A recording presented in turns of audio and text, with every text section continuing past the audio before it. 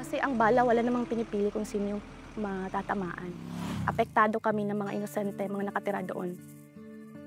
Natatakot ako at nakakaramdam ng awa sa mga taong nadadamay ng problema na yun. Paano naman yung pag-aaral nyo kung ganun laging may conflict?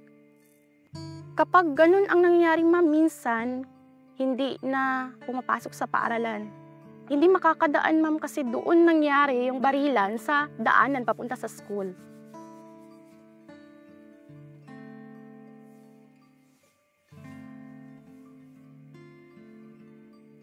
Merong isang pangyayari na nagkaklase kami.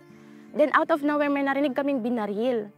Habang nagkaklase kami, walang choice kasi ang ibang mga magulang sinundo nila yung mga anak nila. So kailangan naming umuwi. Dahil hindi pa natatapos yung klase. Kailangan i-cancel yung klase kasi mas inuuna yung safety ng mga bata, ng mga students.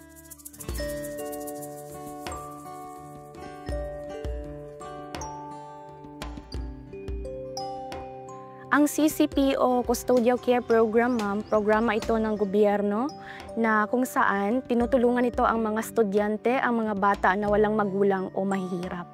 Mas mabuti yung sitwasyon ko kapag nandito ako dahil nakakaaral o nakapasok ako sa school na hindi iniisip kung ano yung posibleng masamang mangyari habang nasa daan ako papunta sa school.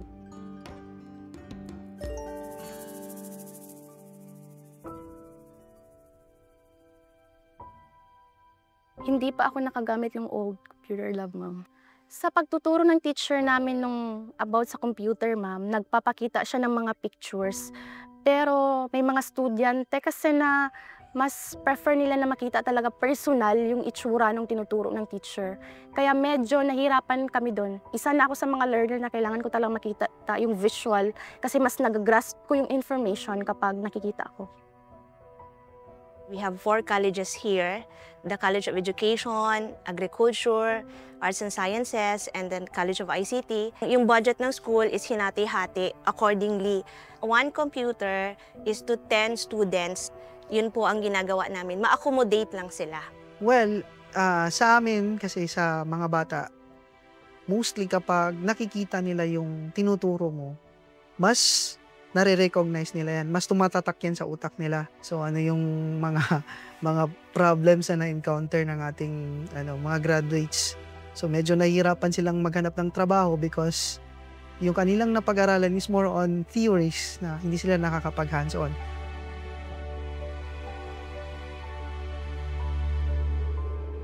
First semester, ngayon na second year college ako, meron kaming subject na literature.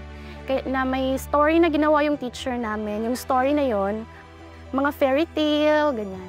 So, sa part ng story, ang mga characters, kami na mga student, Inkbound ang title nun. May mga scene doon na mahirap i-imagine kung basahin mo lang siya. So, through AI, pwede mong i-generate yung image, tapos makita mo na, ganito pala yung nangyari.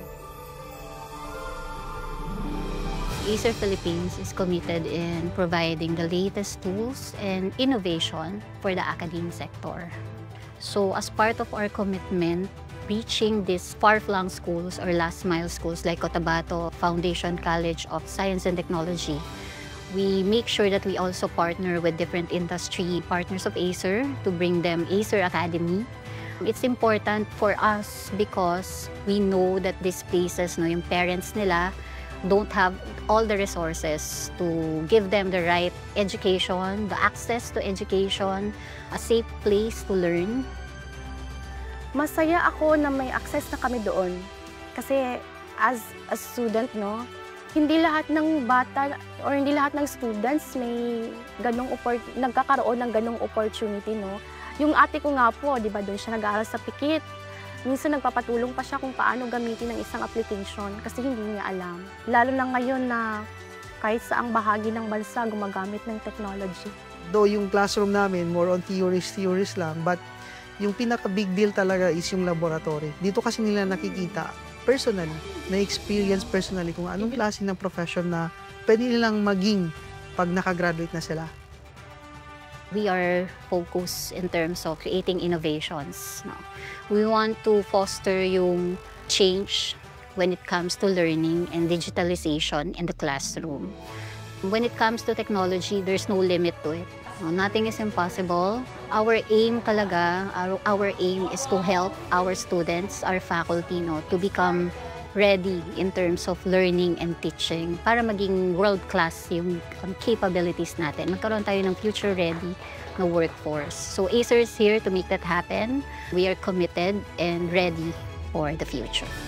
Gusto kong magturo sa high school, ma'am. Sa palagay ko, magiging effective ako na teacher in the future kapag interesado ako, kapag gusto ko yung ginagawa ko, at saka kapag may mga resources ako na pwedeng gamitin. Tulad halimbawa ng Acer computer, pwede akong gumawa ng PPT, mag-research gamit yung computer na yon, at saka maghanap ng mga information na makakatulong kung paano ko ba ma-deliver yung lesson ko na mas maintindihan ng mga students.